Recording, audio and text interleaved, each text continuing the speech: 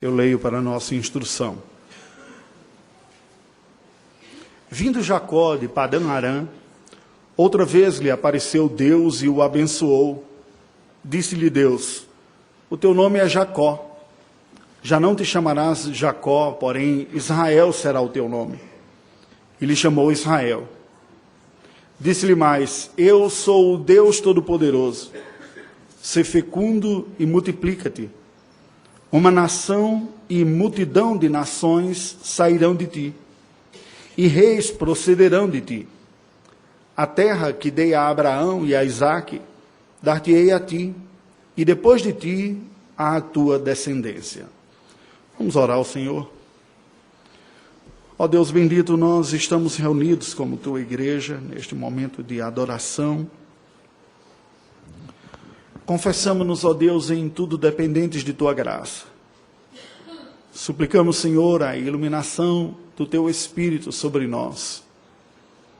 Pedimos a tua assistência. Rogamos que tu que nos conheces, tu sondes o nosso coração agora e sejamos assistidos por ti mesmo neste exercício.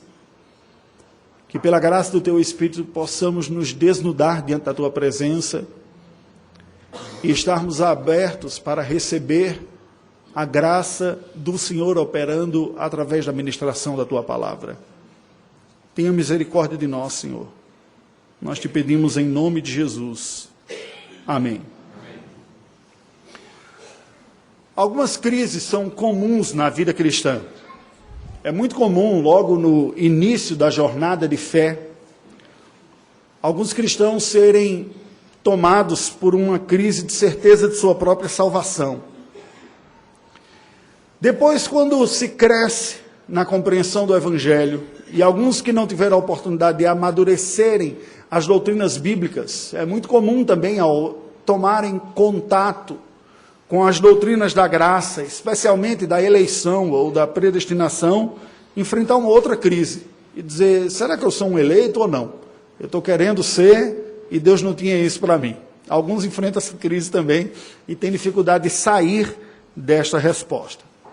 A despeito de muita polêmica que está envolvida, polêmica milenar a respeito desta doutrina, de muitos desvios que possam decorrer da má compreensão da doutrina bíblica da predestinação, apesar de haver predominantemente em muitas igrejas um evitamento deste assunto, embora todos concordem que o termo está escrito na palavra de Deus, escolha, predestinação, mas tem a dificuldade de abordar, e alguns até mesmo chegam a defender que isso não deveria nem ser ensinado da vida da igreja, porque causa mais confusão ou dúvida do que propriamente ensina. A despeito de tudo isso, de que algumas pessoas não vejam nem mesmo utilidade prática, eu pergunto: será mesmo?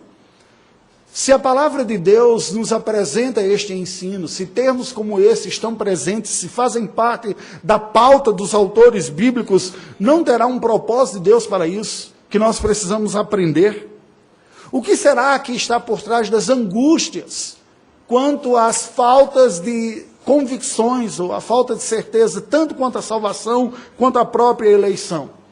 Como nós podemos encarar essas angústias e obter respostas para elas? Quais as respostas que a palavra de Deus tem para questões como essa? Ou mesmo, colocando de uma outra maneira, como harmonizar a doutrina da eleição e a prática da piedade? Porque algumas pessoas vêm até a dizer: se vocês ensinam estas coisas, então a pessoa vai ver de qualquer maneira, diz: se eu for eleito, eu for predestinado, vou para o céu de qualquer maneira, não importa a vida que eu viva aqui. Como entender e crer nestas doutrinas, e isso gerar naqueles que creem verdadeira piedade e crescimento espiritual? Como entender a eficiência da vontade de Deus na vida de um suposto eleito, mas que se manifesta rebelde? Pois bem, perguntas como essa, eu gostaria que tivessem sido mantidas em suspense, ou suspensa em nossa mente. Hoje nós iniciaremos uma jornada ao lado de Jacó, o terceiro patriarca de Israel, filho de Isaque, neto de Abraão, aquele que fora escolhido por Deus para dar continuidade à linhagem messiânica, aquele que começou a experimentar a própria expansão da descendência abraâmica prometida, aquela promessa que Deus havia feito ao seu avô, de fazer dele uma multidão. Ele teve apenas um filho da promessa, que foi Isaque, os outros foram despedidos. Isaque, por sua vez, teve apenas 2 filhos, mas a palavra de Deus já havia sido anunciada ainda na gestação de Rebeca, de que seria o mais velho quem carregaria esta graça, e que o mais novo, o mais velho, que foi Esaú, viria a servir ao mais novo. Jacó foi aquele que começou a experimentar isso. Ele, o único remanescente dessa linhagem da graça, desce ao Egito décadas depois, com a idade já avançada, com um número já de 70 pessoas. Portanto, não era mais nem mesmo considerado uma família. Nós poderíamos já dizer que era um clã que já estava estabelecido aqui. O início da concretização da promessa de Deus. E este homem é quem vai concluir aquela era chamada de era patriarcal. Porém, olhemos para a vida de Jacó. Este personagem que, confesso, é aquele com o qual eu pessoalmente mais me identifico no Antigo Testamento, não é? Olhemos para a vida de Jacó. A sua experiência pessoal, da sua vocação espiritual, não foi muito tranquila. Aquilo que Deus havia anunciado que faria nele e através dele, não foi experimentado por ele de uma forma muito tranquila. Mas eu pergunto, a vocação espiritual de quem é vivida de forma muito tranquila? Quantos de nós podemos dizer que desenvolvemos a nossa vocação de uma maneira muito tranquila, sem percalços nessa vida? Entretanto, Jacó foi aquele que experimentou de forma muito intensa. E não apesar disso, mas precisamente por isso, por essas suas lutas e intranquilidades, eu creio que Jacó se torna uma boa ilustração apropriada, quase que tipológica, da escolha divina de pecadores para uma santa vocação. Ao olharmos para a sua vida e para a sua trajetória, ele parece encarnar isso. Esse propósito de Deus de escolher pecadores com um propósito soberano, glorioso, e forjar neles esta escolha e esta vocação. Portanto, neste primeiro sermão da série Jacó, o eleito de Deus, eu lhe convido a iniciarmos uma visão panorâmica, hoje, da vida deste terceiro patriarca hebreu, a partir da qual nós assistiremos como que Deus usa um processo, por vezes doloroso, porém eficiente e transformador e poderoso da graça divina, especialmente na vida de um pecador relutante em abraçar a sua santa eleição. Sendo assim, nós vamos caminhar pela segunda porção do livro de Gênesis, evitando apenas o que diz respeito mais a José, que será oportunamente estudado, olhando nessa segunda porção a vida de Jacó. E eu proponho como tema desta mensagem o seguinte: de Jacó a Israel, do usurpador ao príncipe de Deus, a forja de um pecador eleito pela graça, na esperança de que Deus nos abençoe e que muitos de nós encontremos respostas para algumas questões pessoais. Bem, o livro de Gênesis apresenta a vida de Jacó entre os seus capítulos 25 e 36, mais precisamente. Ele é a personagem principal desta porção. Mas depois ele retoma com um certo protagonismo a partir do capítulo 46 até o capítulo 49. A narrativa de Gênesis pode ser dividida sequencialmente em 4 momentos. A saber, o primeiro deles, do nascimento de Jacó até a sua fuga para a Mesopotâmia. Isto está descrito entre os capítulos 25 e 28 do livro de Gênesis. O segundo momento, do seu casamento à sua fuga para Canaã, do capítulo 29 ao capítulo 31 do livro de Gênesis. Um terceiro momento pode ser descrito como do seu encontro com Esaú, seu irmão, em Canaã, à descendência do próprio Esaú, entre os capítulos 32 e 36. A partir daqui, o texto sagrado dá uma proeminência, um protagonismo a José, mostrando toda a sua trajetória, enquanto que a vida de Jacó fica silente, vivida em Canaã, supostamente tendo perdido seu filho, assim ele acreditava. Até que décadas depois, nós retomamos um quarto momento da vida de Jacó sendo descrita no texto bíblico, entre os capítulos 46 e 49, que podemos dizer que é do seu encontro com José no Egito até a sua morte e remoção para a terra prometida. Vejamos agora sobre como essas fugas e encontros que marcaram a vida de Jacó têm nos dizer sobre nossas fugas e os nossos encontros na jornada da nossa própria vida. Fugas e encontros. Primeira parte, do nascimento de Jacó, a sua fuga para a Mesopotâmia.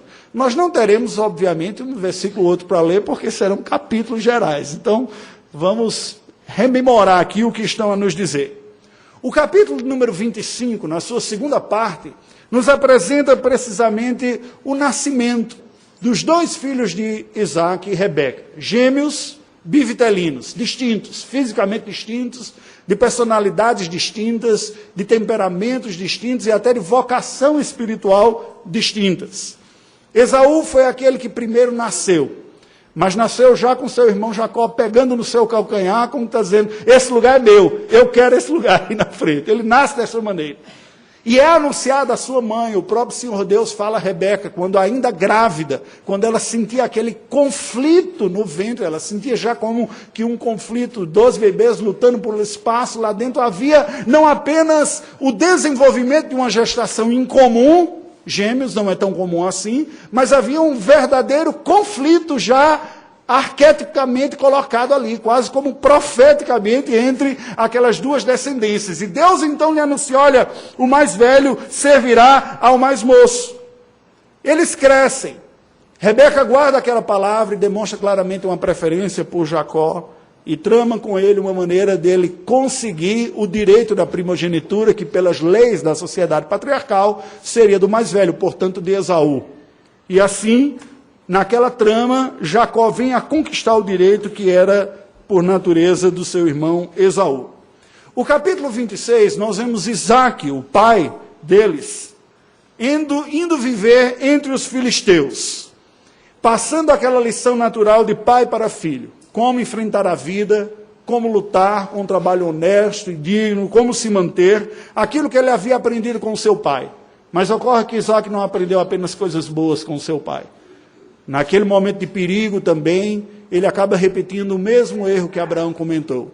E combina com Rebeca dizendo, quando perguntarem quem é você, diga que você é minha irmã, porque você é muito bonito, vão querer lhe matar para ficar a mesma coisa que ele viu. Tal pai, tal filho. No capítulo de número 27, nós vemos Jacó e Rebeca agora planejando e executando precisamente, aqui sim, o roubo da bênção de Esaú a Jacó. Porque no capítulo 25 o que ocorreu foi simplesmente o direito à primogenitura que Jacó articulou e executou ele com Esaú. Agora Rebeca entra em cena no capítulo 27 para planejar aquilo. A gravidade foi tão grande que Esaú ficou irado e ameaçou matar o seu próprio irmão Jacó, tão somente Isaque, que já estava envelhecido, viesse a morrer. Em virtude disso, o capítulo 28 nos apresenta Jacó fugindo, deixando sua casa, tendo que deixar para trás o seu lar e a sua família e indo à Mesopotâmia. No meio desta jornada, Deus lhe aparece em visão e lhe anuncia a vocação. Através de ti, eu trarei bênçãos e a descendência será farta e a minha bênção se estenderá. Nós vemos nessa primeira porção da vida de Jacó este paradoxo tão recorrente na Escritura Sagrada. O paradoxo entre a soberania de Deus e a responsabilidade divina. Deus já havia anunciado de antemão, antes mesmo que nascessem os filhos de Rebeca, de que o mais velho serviria o mais novo. A bênção viria através de Jacó. Dele viria o remanescente eleito. No entanto, Rebeca e Jacó não esperaram Deus executar o seu plano ao seu modo e tramaram uma forma de fazê-lo. E ao tramar e não agir de forma honesta, as consequências vieram. Naquele caso, precisou haver uma alienação familiar. Eles acabaram por fugindo e eles não mais se encontraram, Jacó e Rebeca.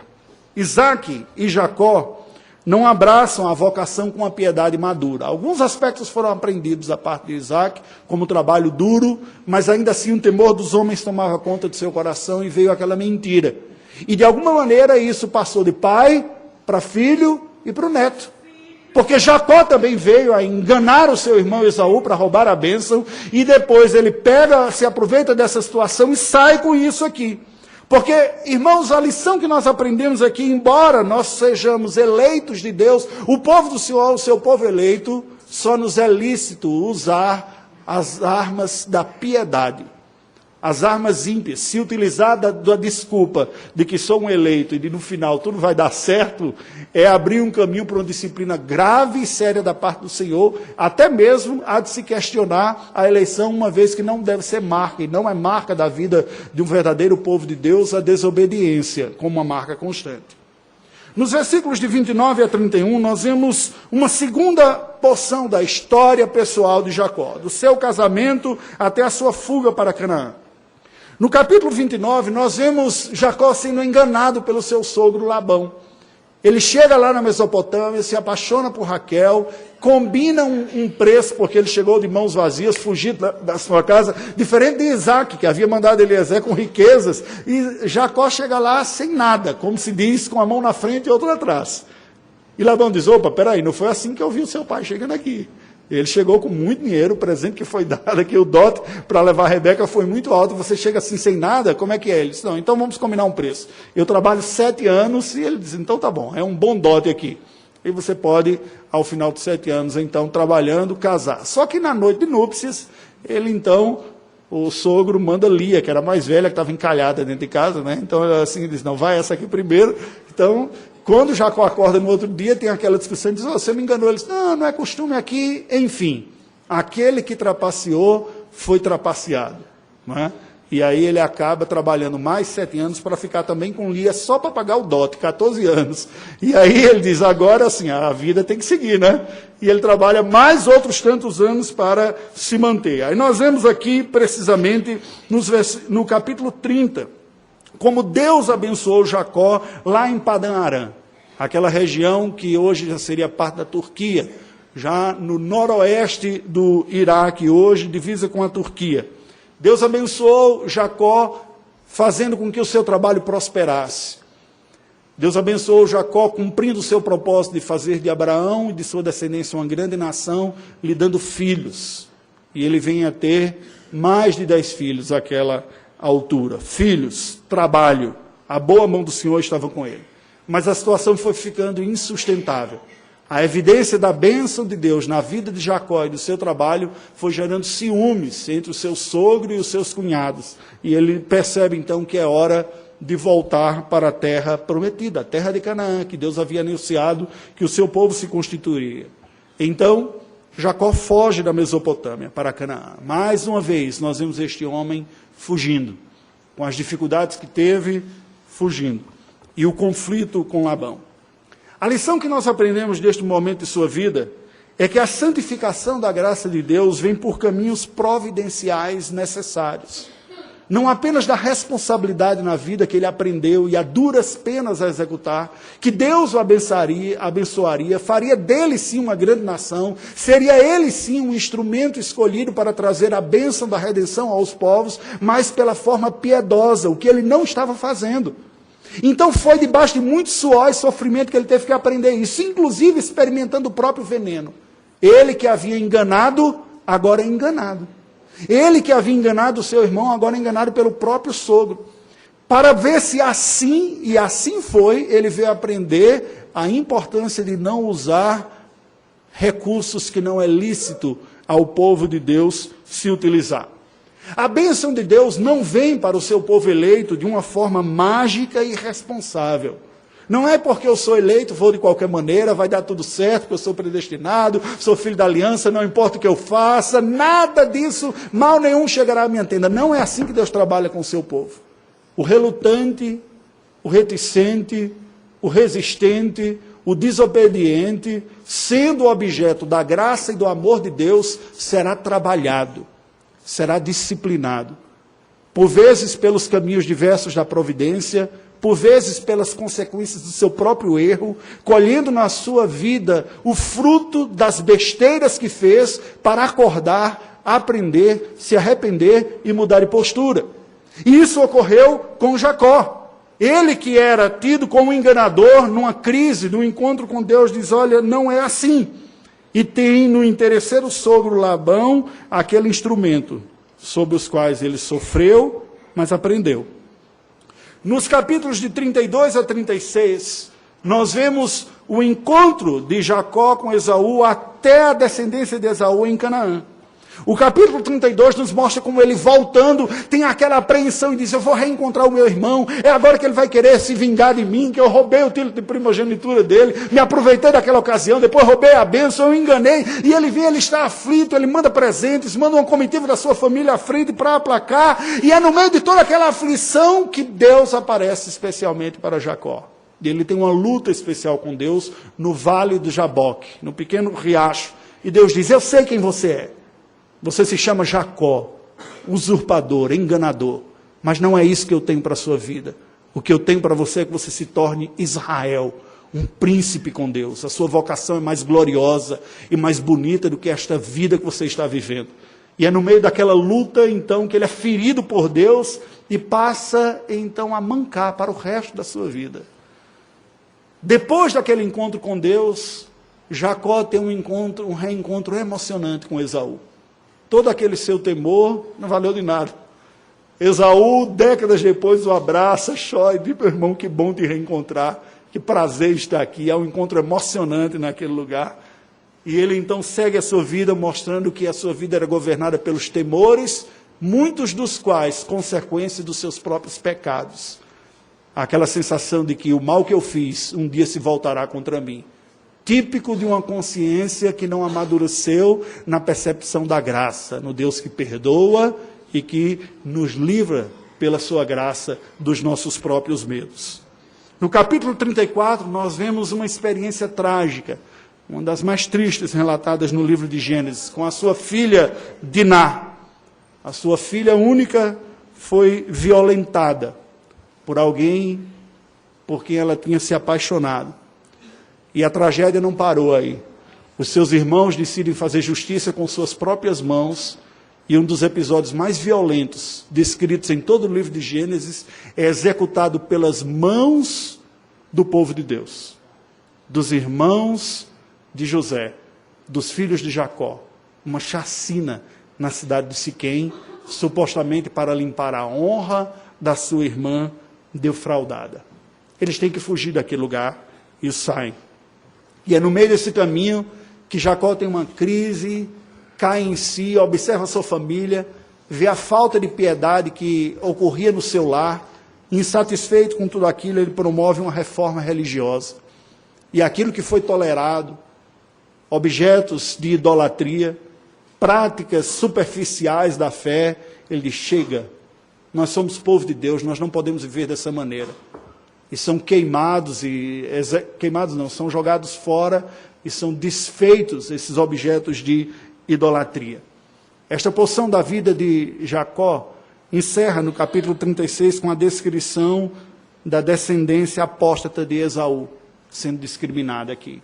Aquele outro filho de Jacó, o mais velho, desenvolve uma descendência que não seguiu os traços da fé. A despeito de ter sido o primogênito, a despeito de ter sido enganado pelo seu irmão, o propósito da eleição de Deus se manifestou sobre Jacó.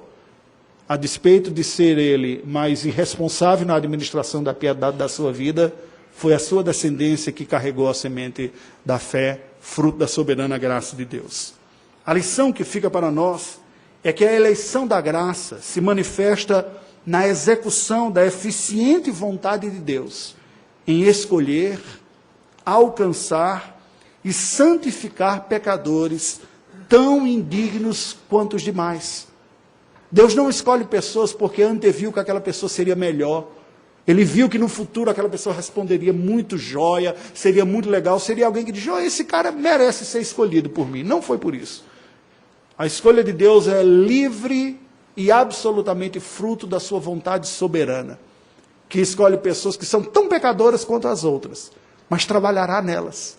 Exatamente por terem sido objetos do amor de Deus, essas pessoas serão lapidadas num processo que quanto mais se resiste, mais doloroso fica. A forja de Deus será eficiente, por vezes dolorosa, sempre contínua, embora nem sempre na mesma intensidade, e sempre também transformadora. É neste sentido que o livro de Gênesis dá uma pausa na narrativa de Jacó e muda a sua energia e a sua concentração da narrativa para José, o seu filho amado e preferido. Como Deus estava cuidando do futuro do povo, com José lá no Egito. Mas depois de alguns capítulos, nós voltamos para o envelhecido patriarca Jacó, que teve um envelhecimento precoce, comparado com a do seu pai e a do seu avô.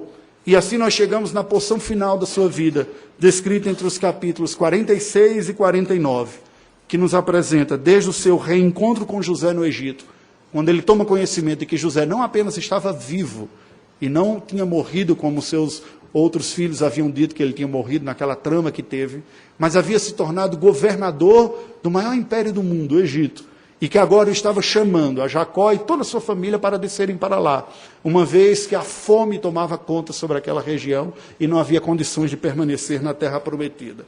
O capítulo 46 nos apresenta a vida de Jacó 22 anos depois, quando ele e todo o seu clã se muda para o Egito sob o governo de José. Um reencontro emocionante. E eles são conduzidos à terra de Gósen, uma terra próspera, onde poderiam viver como pastores que eram, e assim ter preservado a sua identidade, sem uma miscelânea étnica, mas não sem influências religiosas que vieram a ter no Egito. Mas sobre isso é algo para vermos, se entrarmos em Êxodo oportunamente. No capítulo 47, nós vemos Jacó e o seu clã vivendo lá na terra do Egito. Aqui é um novo lugar para se viver. Se estabeleceram naquela terra, vivendo como pastores. E no capítulo 49, nós vemos Jacó proferindo suas bênçãos proféticas a cada um dos seus filhos antes de morrer. Ele conhecia bem os seus filhos. As virtudes e os defeitos estão presentes aqui nessas bênçãos proféticas. E o que Deus tinha para fazer na vida de cada um são anunciados ali, no capítulo 49. O que nós aprendemos dessa porção final? Ninguém deve se iludir pressupondo-se um eleito de Deus simplesmente porque entendeu a doutrina da predestinação, acreditando que no final simplesmente vai ser salvo. É na jornada da vida, é nas lutas pelo trono do nosso coração, que a forja da eleição se mostra pessoalmente eficaz. É nas respostas que nós vamos dando a graça de Deus que nos é comunicada, que nós confirmamos se de fato somos eleitos ou não. Alguns são mais céleres nesta resposta. Alguns são mais rápidos. Alguns respondem de forma mais pronta e piedosamente. Outros são mais resistentes. Mas tanto uns quanto outros serão trabalhados pela graça de Deus e forjados para serem aquilo para o qual foram chamados a ser. Gente de Deus, povo de Deus. Uma boa ilustração disso é Paulo, um homem que sempre teve a consciência de estar servindo a Deus, mas que estava lutando contra Deus, contra Cristo Jesus, e achava que estava certo. Mas o Senhor Deus que o escolhera aparece pessoalmente a ele, o Senhor Jesus lhe aparece no caminho e diz: Saulo, Saulo, por que tu me persegues? Ele diz: quem és tu? A quem me persegues? Eu sou Jesus. E ele fica cego. E Deus diz a Ananias: olha, este homem é um instrumento escolhido para levar o meu nome. O que Paulo fez? Nada. Ele foi um perseguidor da igreja. Não havia predisposição em Paulo de amar Jesus ou de seguir Jesus. Pelo contrário, havia ódio. Ele coordenou, assistiu de alguma maneira passiva, até viu o martírio do primeiro mártir cristão, Estevão, pelo apedrejamento. No entanto, Deus assim o quis. Apesar de que na vida dele também não foi muito tranquila, porque algumas traduções trazem aquela porção que diz: olha, dura coisa é recalcitrares contra o aguilhão, você está resistindo. E é doído resistir quando a graça de Deus está trabalhando em nossa vida. O sofrimento será maior, embora a graça vencerá. Este é um dos motivos pelos quais John Piper fala que não é muito simpatizante daquela expressão graça irresistível. Ele diz, porque é possível resistir. Na verdade, nós resistimos muito durante a nossa vida. Nós podemos falar de uma graça eficiente, aquela que mesmo sendo resistida durante um tempo, vence. No final, ela é eficiente sobre a nossa vida. Quantos de nós não podem falar de resistência em sua própria vida?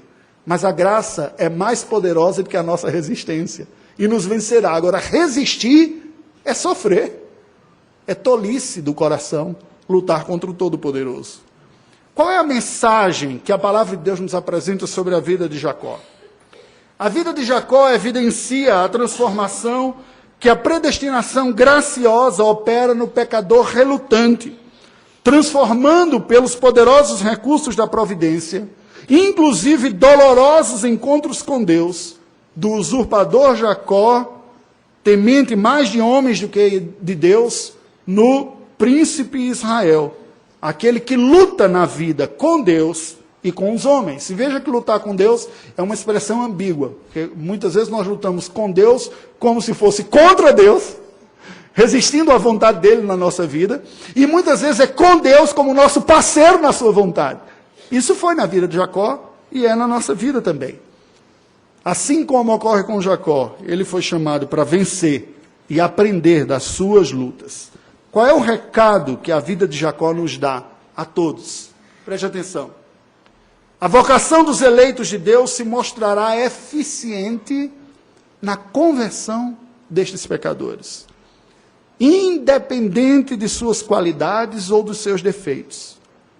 Pois a providência divina usa as circunstâncias e até mesmo os pecados para disciplinar os seus eleitos e forjar neles a imagem de Cristo, a qual é conseguida somente através de eficientes e muitas vezes dolorosos encontros regeneradores com o Redentor.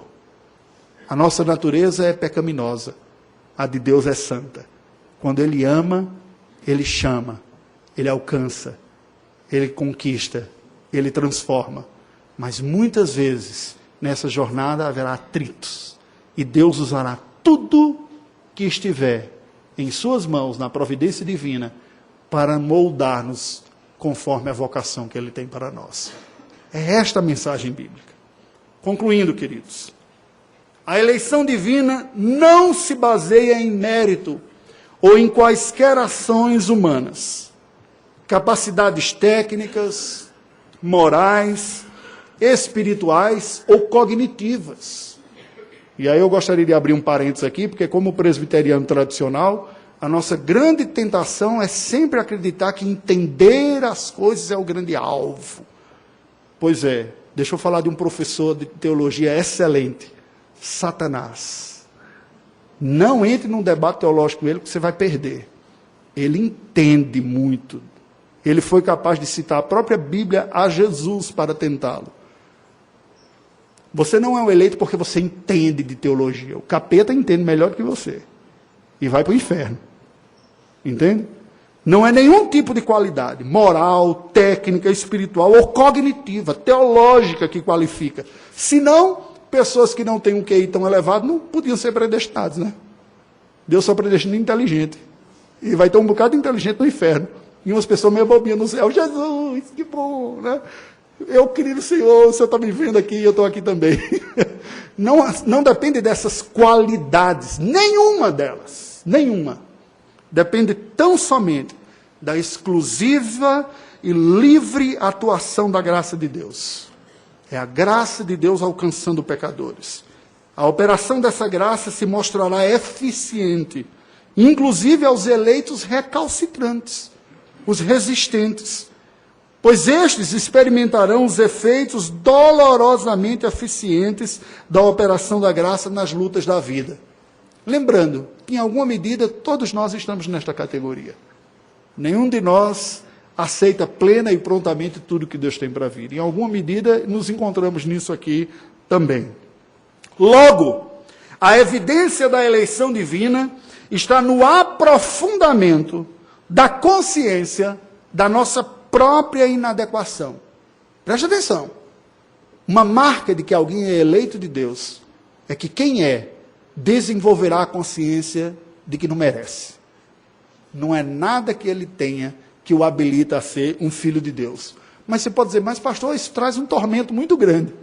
Essa consciência, sob profunda percepção de sua inadequação, por outro lado, preste atenção, é confortada pela plena satisfação em Cristo pela fé. Esta é a outra marca do eleito. O eleito é aquele que, uma vez despertado, a consciência de que não sou digno, não sou capaz, não mereço, não sou adequado, por outro lado, encontra conforto e consolo em Jesus. Ele é digno, ele merece, ele cumpriu, ele fez em meu lugar, foi ele, e isso me satisfaz. E eu agarro a Cristo pela fé. Essa é outra marca do eleito de Deus, essa consciência confortada, porque Jesus é a única fonte eficiente que qualifica alguém diante de Deus. E, portanto, a fé em Cristo é a única força capaz, preste atenção, a fé que se satisfaz em Cristo é a única força capaz de produzir uma novidade real na vida. É por fé naquilo que está fora de mim. E esta novidade será a transformação da imagem de Deus na minha vida, pelos caminhos da providência divina, os caminhos que a providência divina reservou e usará para me fazer crescer na graça. Eu termino citando Santa Teresa d'Ávila, a primeira doutora mulher da Igreja Católica. Esta mulher um dia saiu em missão para ajudar mendigos e necessitados, pegou uma tropa de mulas e jumentos e carregou com alimentos e roupas, e estava indo em sua missão para socorrer. Até que foi atravessar um rio que naquele dia estava com um volume de água excessivo, maior do que era o imaginado. E ela disse, não, eu vou dar conta de passar, Deus está comigo, eu estou fazendo a sua missão. Só que ao tentar passar, ela perdeu toda a carga, inclusive alguns dos animais.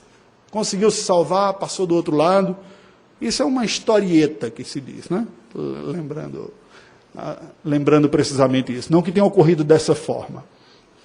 E depois, do outro lado, ela questionando, mas Senhor, por que eu sou tua serva, missionária, eu estou fazendo a vontade, fui ajudar pessoas e perdi tudo. E ela supostamente teria percebido Deus dizer para ela, você não sabe como eu trato com os meus amigos. E ela, espanhola que era, devolveu de pronto para o próprio Deus. É por isso que o Senhor tem tão poucos. Preste atenção, por que eu estou citando isso daqui? Você não sabe como eu trato os meus amigos. Ele diz, é por isso que o Senhor tem tão poucos. É verdade, são poucos os amigos eleitos de Deus. São somente aqueles agraciados pelo Senhor, aqueles que vêm a reconhecer a sua boa mão nas tragédias da vida. As pessoas que não têm essa graça de Deus e que, portanto, não são seus amigos, não virão a boa mão de Deus quando a tragédia virá. Mas aqueles que são de Deus podem até questionar, terem raiva, como Teresa teve, mas ela diz, bem, já que é assim que o Senhor trata os amigos, assim está. Meus irmãos, que a graça de Deus nos alcance, vença as nossas resistências e confirme a cada um diante do Senhor. Oremos.